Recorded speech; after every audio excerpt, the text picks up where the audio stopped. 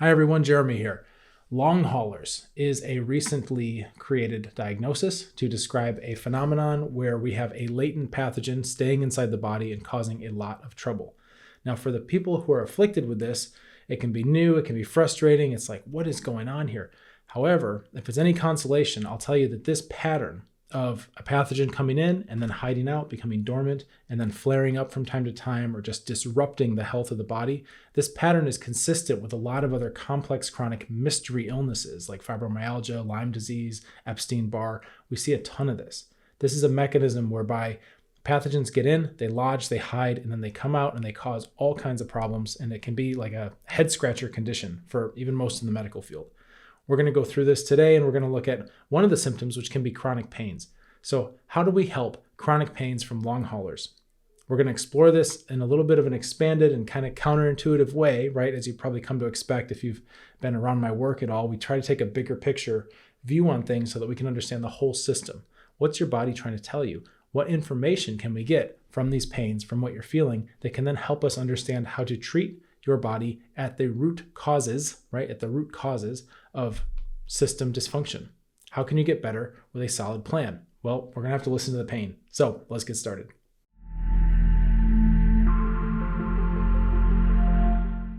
So we need to understand chronic pains. We need to figure out what our body is trying to tell us. That way we can start to navigate upward and outward of the grips of mystery illness. All right. I know it's not fun. You know it's not fun.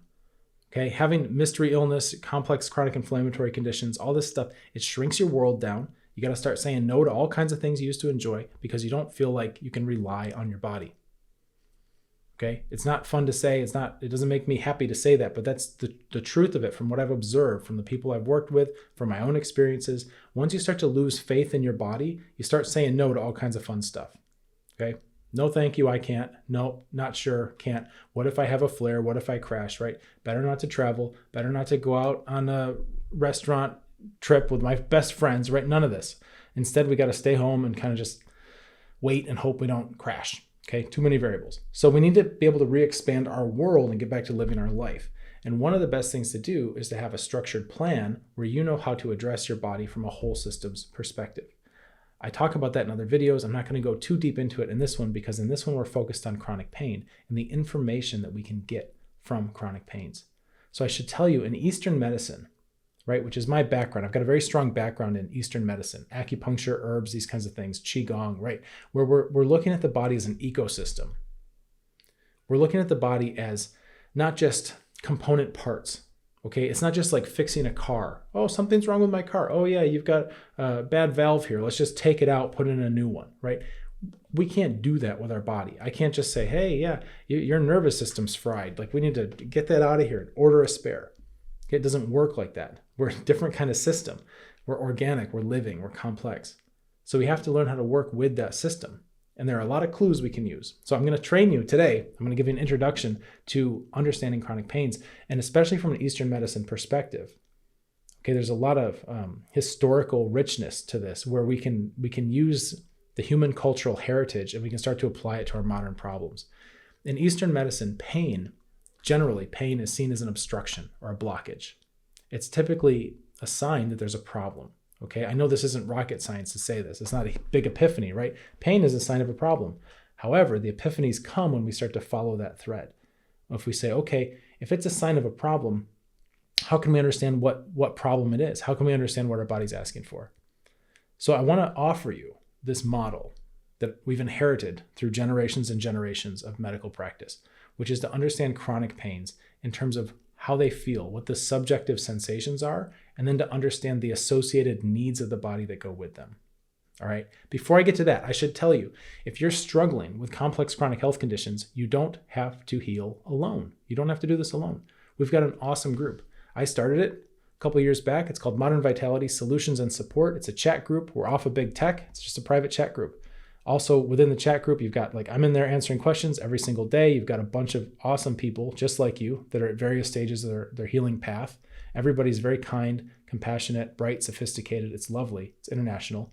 And then we also have a vault of interactive videos that I've compiled so that you can start doing the work and figuring out a lot about where you are in your journey, what you need to be doing, what you should be thinking of next, how to get a plan together. It's an awesome space. So I'd encourage you, it's free to apply. You can click the link below here in the description. I'll see your application. If it looks like you're a good fit, I'll get you in the group as soon as I can. It's a wonderful place to be. Even if you're introverted, even if you're shy, it's great. You're in good company. There's a lot of introverts in the group, a lot of quiet folks. They just want to kind of mind their business and learn and heal. It doesn't have to be a whole big thing, right? So the link is there, and it can fill up. It's a small group. It can fill up, and I'll try to get you in. If your application looks good and I think you'll be a good fit, I'll try to get you in at least within like the next monthly cohort. Okay, I try not to make people wait too long, but I do keep the group small.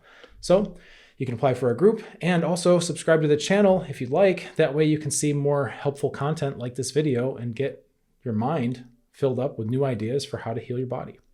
Okay, so here we go. I want to differentiate chronic pain versus acute pain. Okay, that's first. Chronic means long time, right? It's been happening a long time. Acute pain means it just started. So what I'm going to tell you, this is the caveat here, is that this type of information analysis really works best on chronic pain. Acute pains are often very different. So for example, like if you just sprained your ankle, that's not necessarily your body trying to talk to you about how your digestive system's doing or your nervous system or whatever. That's just an orthopedic injury. Okay, so we need to keep that. I've had questions in the past about that. No, that's different. I'm talking about chronic pains that are associated with inflammatory conditions. Okay, that's where we're focusing here. Now, if you've been around my work at all, if you've been in my world, you know that I rely very heavily on a 4-stage model, right? 4 stages in order to recover the body functions. And the first stage is immune system. Second stage, digestion. Third stage, neuro-adrenal. Fourth stage, blood circulation. When we work on these systems in order, we get compounding results. When we go out of order, we get hit or miss results. Sometimes if you skip stages, you'll feel great for like a month, and then all of a sudden the whole house of cards comes down and it's like flare up after flare up. Okay, there's a reason why. It's too much to explain in this video. This would be a very long video if I got into all this. That's why I have a vault. That's why I have more videos on here on the channel. Like, we can do this in depth elsewhere. But the main strategy you have to understand is that there's an order, there's a combination to how your body wants to be interacted with. And you start looking immune, digestive, neuroadrenal, blood circulation. All right, keep that in mind. Now, when we start to look at pains, right? Pain types. Wow. Many people, okay, I'm going to tell you something. Many people that I've met, when I tell them there's different types of pain, they say, what are you talking about? Pain is pain. Okay, pain is pain. It just hurts.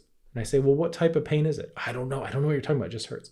Okay, that's the first step, is to start feeling it, right? And I know it's scary. Nobody wants to feel pain, right? But we have to actually like sit with it, lean into it, and get some information from it. We're studying our body, and pain is part of the deal. The body's communicating with your brain via your nervous system, and sometimes that signal is unpleasant. Okay, that's pain. It's a sign of obstruction in Eastern medicine. We look at that's a blockage, right? Your chi flow, your energy, your vital force, blood supply, like everything's getting a little bit impinged. Doesn't feel good. Okay, but we need to figure out what kind of impingement it is. So the first step is to start to feel it, right? The second step is to lean into it and go, okay, what does this feel like? Now, some people can do this quite easily. Some people, it's a bit of a effort to get there, but you want to start to feel the type of pain. Is it sharp? Is it dull? Right? Already we've got a distinction there, right? Dull pain would be like I'm smashing you in the hand, right? A sharp pain is like I'm poking you with a safety pin or something. Those are totally different sensations for most people. This can teach us things about the body. So we're looking at sharp, dull, right? Is it fixed in location, or does it move around your body? Is it heavy feeling? Does it feel like a lot of pressure? Does it feel cold? Does it feel hot? Does it burn? Is it tingly? There's so many different kinds of pain. Is it better with pressure? Okay, so here we go. So if you have wandering pains, right? This is classic with like fibromyalgia and some of these other inflammatory conditions. Fibromyalgia is the classic one with wandering pains, right? Where it moves around, but it's nowhere near exclusive to fibro. Wandering pains move. So you may wake up one day with a headache, and then later that day, it's in your neck. And then the next day, no pain. And then the day after that, it's in your hip, right? All over the place. Now, this can be really frustrating with wandering pains because people think, I'm going nuts. I thought I had headache problems. Then I thought I had neck problem. Now I think I have a hip problem. You go to your doctor, MRIs, everything looks good. Okay. You get these pains that come and go, they move around, and there's no structural issue. So at least that's good. You don't need surgery or something, right? When you see that, but it's pain that moves around. Now, what is this telling us about our body? How do we interpret that? Okay, I'm glad you asked, because we're going to do this for like all of them. Wandering pain is immune. It's telling you there's a problem in your immune system level. Okay, wandering pain. And why do we know this? Because there's no structural thing. It's not like you have arthritis right in that joint. It never moves. It always hurts right there. Okay, it moves around all over the place. So why we get this is called non-specific immune response.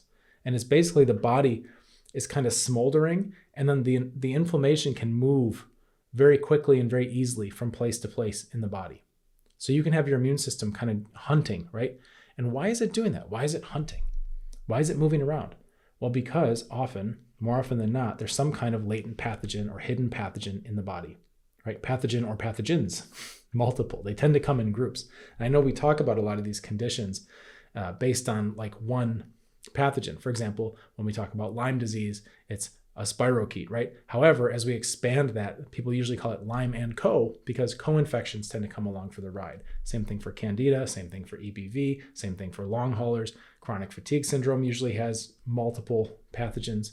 It's everywhere. It's like that. There's often a lot of these things, they come in as a gang. So the immune system can be a little bit overwhelmed and can be kind of chasing them, right? I'm serious. It works like that. It's like cops and robbers chasing them all over your body. And wherever they are on any given day, that's where you feel the wandering pain. This can be really valuable to understand.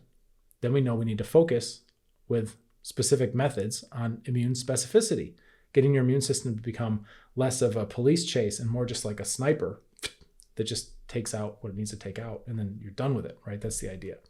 So wandering pains, immune system, okay? The next one we'll look at dull pains, especially dull, heavy pains. These tend to be fixed in location. They don't move around so much. And oftentimes it can be the lower body, but not necessarily. And these dull pains tend to correspond to digestive issues. Isn't that cool, right? So now we're starting to map out. We got immune, digestive, neuro-adrenal, blood circulation. We're starting to map out the subjective feelings we're getting with what our body's actually asking for. So the dull pains tend to go with the digestive system. And sometimes that can have to do with bacteria and pathogens and overgrowth, right? Gut dysbiosis, these kinds of things. The dull pains don't have to be in the abdomen. Like I said, they could be in the lower body too. It could be anywhere really. But you start looking at that dull pains, and if they're weather sensitive, right? Then that gives you a clue too, because that can be from stage 1 immune, and it can also work with the digestive system too. They go a little bit hand in hand. So what do I mean by weather sensitive? Well, if you've ever had this, you know exactly what I'm talking about. But it's like, oh, when it's gonna rain and the barometric pressure changes, my knee starts killing me. Okay, there's a correspondence there between the health of our digestion and those types of pains, right? In Eastern medicine, they start to call it dampness, damp. And a lot of that, the root of that damp, which is pathological fluid and swelling that's in places that it shouldn't be, that's what causes a lot of that achy pain. We have to go after the digestive system to get those to calm down, right? With systems, with complex systems like the human body, sometimes just poking, like knee-jerk, just like poking after the thing you think you should be going after, it doesn't work. You're just opposing symptoms. But instead, you need to work obliquely, meaning, if you come to see some practitioner for knee pain and they start talking to you about your digestion, you think they're crazy. But when we understand the threads, what connects these systems in the body and how internal changes can affect the feelings we get, then we can read those signs and we can start to work obliquely, and we can start to get the roots in order taken care of. All right. Next one, electric, right? Electric zings, nerves, nerve feelings, and also tension, right? Oh, my jaw is so tense. Oh, my shoulders are so tense. Oh, I'm getting these shooting pains, right? Sometimes some spasms, or even shaking. Shaking's not really a pain, right? When you feel your hand moving, but it's still it's a sensation. And while I'm at it, I'll throw that in as a bonus, right? So some shaking oftentimes goes with stage 3 neuro-adrenal. Okay, why is that? Well, when you feel that electric firing, right, that's your nerves. That's obvious. Okay, when you feel the tension, that's also the nerves keeping a very high amount of power in there, like you're just charged up. This oftentimes comes from stress as one of the roots, right? So when you see those kinds of pains, tension, right? Eventually the tension, the muscles will they'll be so tense, they start to get tired. And then you get this like fatigued pain. Okay, that's a little bit different, but it's the same process. It's just drawn out now over a long period of time, but it's like tense and tired. Okay, that's not fun either. So jaw, shoulders, those are the common places for that. Sometimes you can get it in your hands. Most people it's around there, but it could be anywhere. Tense pains like that, and the electric zings, those are our signs we're looking at neuro-adrenal. Now, stage 4, blood circulation. That's where we get our sharp pains. Okay, sharp, stabby, fixed in location, meaning they don't move around. Now, keep in mind, I'm talking about chronic pains. Okay, if you have an acute thing, an acute sharp pain, that could be anything, right? That could be like appendicitis. So I'm obviously I'm not your doctor. I'm not giving you medical advice. All that. You know how this channel works, right? Be responsible for your own health. I'm giving you background information. So sharp pains, where do we get that a lot? Old injuries. Okay. Oftentimes people will have like my bad ankle, my bad knee, right? Whatever it is, my bum hip. And usually there's been some kind of injury there, like from a car accident or skiing or whatever it was, right? Something happened. You drop something really heavy on your foot. The blood vessels break. And then what happens is they don't get repaired all that well.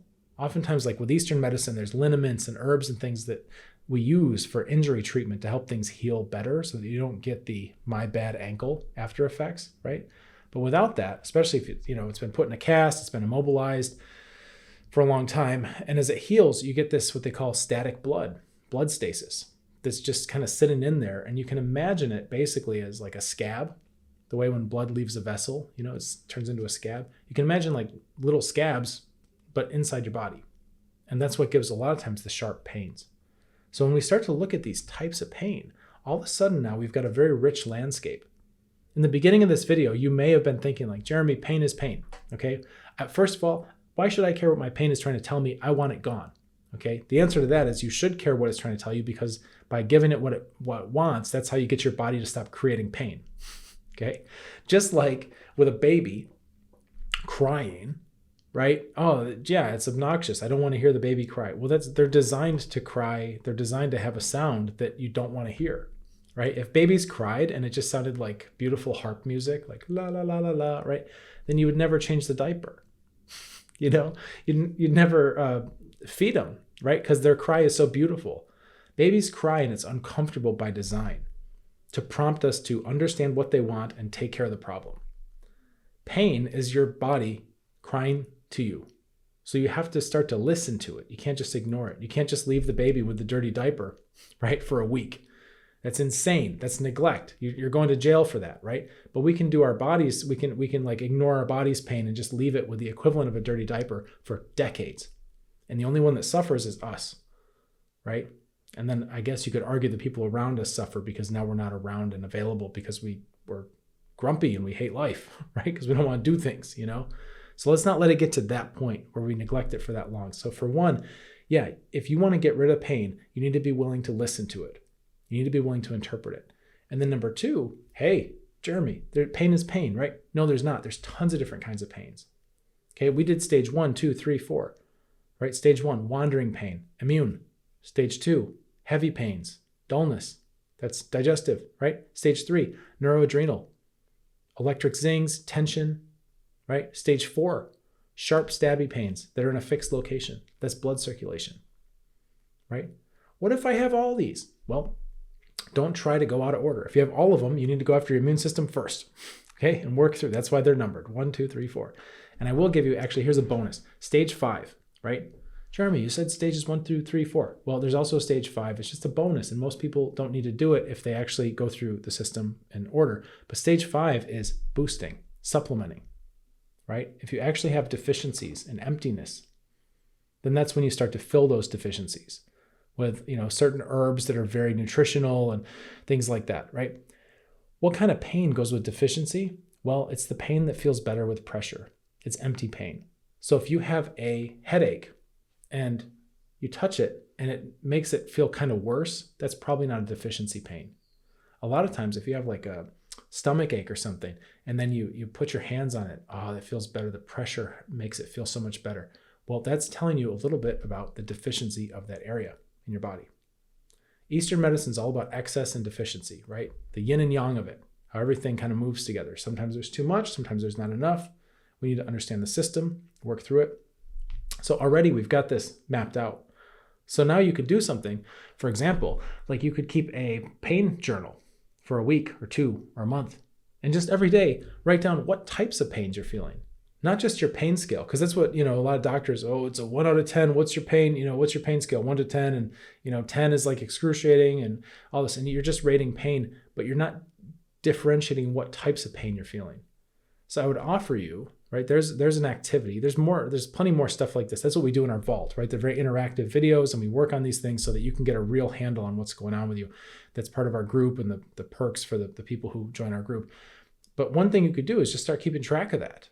And then you look back after a week or a month and start noticing patterns and go, wow, for me, wandering pains and dull aches, all month, that's all I'm seeing. Well, now you have some information about what your body needs, right? Does it need more blood circulation? Probably not. That's stage 4. Does it need neuro-adrenal care? Probably not. That's stage 3, right? Wandering pains are stage 1. Dull aches are stage 2. You should focus on your immune system and your digestive system, at least right now. That should be your logical next step, so you're not throwing everything at your body and hoping something sticks. All right, so there we go. This was a big one.